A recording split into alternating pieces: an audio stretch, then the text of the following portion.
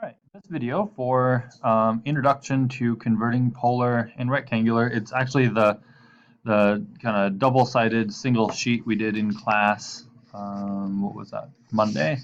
But anyways, so for the interest of time for this activity, what you'll notice, I've already plotted all the points for each of the problems, and so what I'll say about that is if plotting the points is still something you haven't grasped or you're having trouble with, go ahead and watch the video I've made for plotting polar coordinates. And then once you get the hang of that, then we can come back to this problem.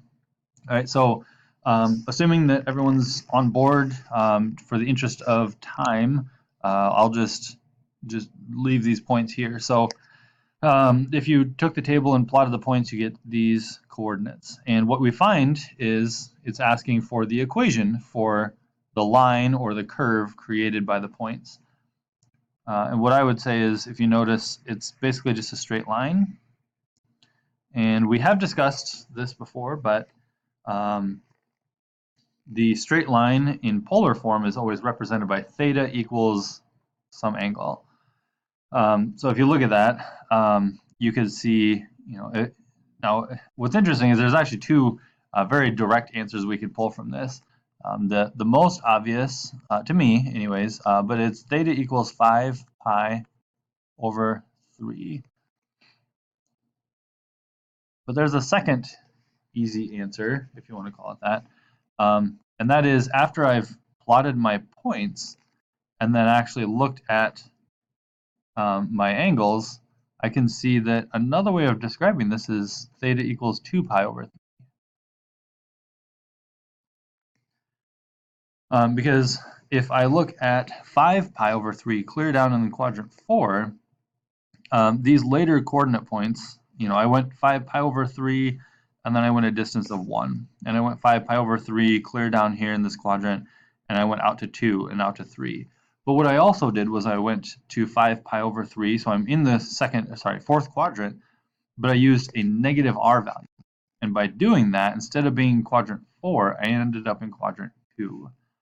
And so either of these answers is acceptable because this straight line does in fact pass through both angles. The trick is, I hope people find that easy. The trick is getting the rectangular equation. And here's what I said in class. I'll just kind of repeat most of it here.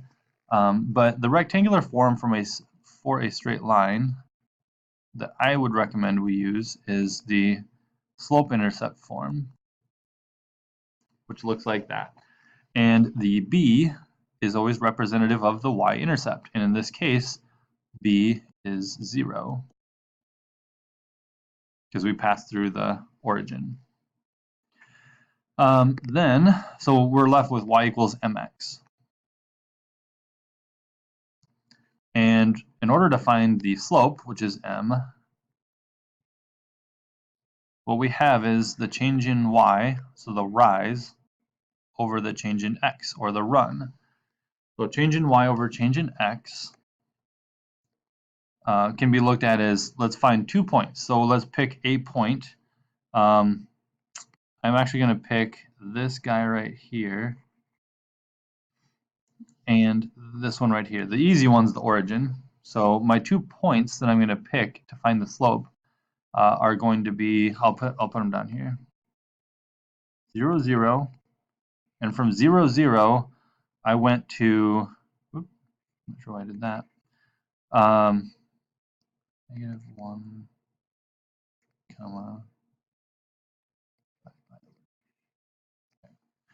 So I have 2 points, but in the rectangular form, that would look like take y2 minus y1. So my change in y divided by change in x, which is x2 minus x1. Well, my first coordinate, x1, y1, this is x1, y1. Those are 0, 0. So the slope equation, change in y over change in x, is really y2 minus 0 and x2 minus 0. So I really just get y2 over x2. But we don't know what x2, y2 is. We need to find that coordinate right here in terms of rectangular form. So this is where we got to think of this as, if I were to look at what I've done, I'm going to enlarge that area right here is going to get enlarged, and it's going to look like this. So here's my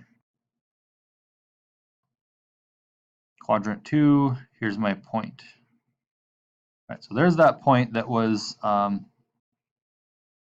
-1 and 5 pi over 3. If I draw this line to represent just this segment right here, I know that that is equivalent to the radius of my polar graph, and that radius was a distance of 1. Now, in rectangular form, if I were to draw a bunch of vertical lines, to represent. Sorry, I got to go back to the pen. If I get all my vertical lines and horizontal lines, and I get my grid spacing, if I look at that, I would have been able to say that I went left from the origin a distance of x. And I also went up from the x-axis a distance of y. So if I know my radius, or my hypotenuse of my triangle here is 1, maybe I can find the angle created here. Because I know that if I use the xy grid, this is a 90-degree corner, and this angle, it's basically this angle created right here. And just using the grid spacing behind me, that is 60 degrees. So I'm going to say 60 degrees. Now, I come down, well, I'll just leave it.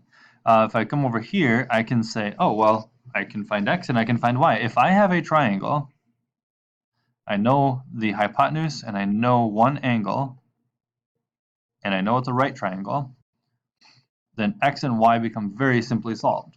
So sine 60 y over 1. And cosine 60 is x over 1. If I want to get my variable by itself, I would say y is just 1 times sine 60, and x is cosine 60.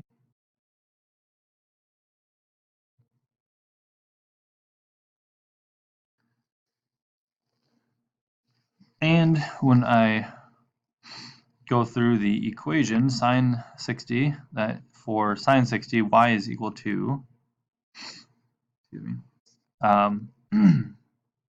Oh, by the way, before I plug this in or talk about this, do make sure if I'm using angle, as in like 60 degrees degree mode, make sure your calculator is set to degree mode and not still in radian mode.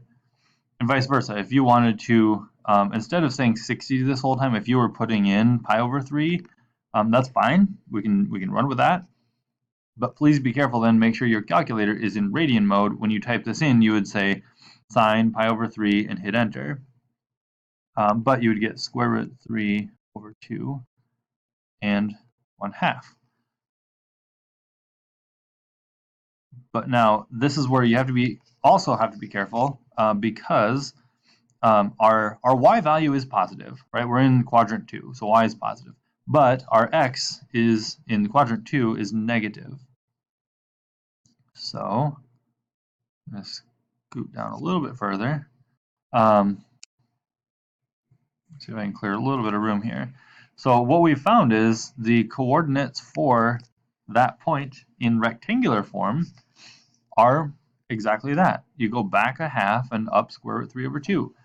We need to find the slope of the line, and the slope is the change in y over change in x. So at that point, we just come back here, we say square root 3 over 2 divided by the negative 1/2. And m, if you take square root 3 over 2 divided by negative 1/2, it's like taking it times negative 2, multiplied by the reciprocal. So the slope is just negative square root 3. Come back up here.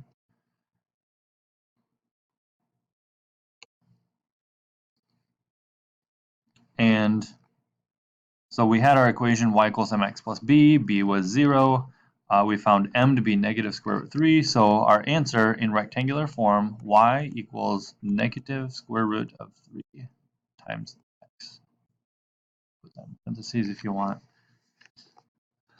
There you have it. Yep, that's all we need. I'm going to pause the video here, end this one, and set a new video for the next couple of problems, hopefully. So anyways, that is honestly, at least on the front page, that is by far the more difficult of the two problems. So I'll leave it at that. If you have questions, come see me during Power Hour, room 52. But yeah, that's it.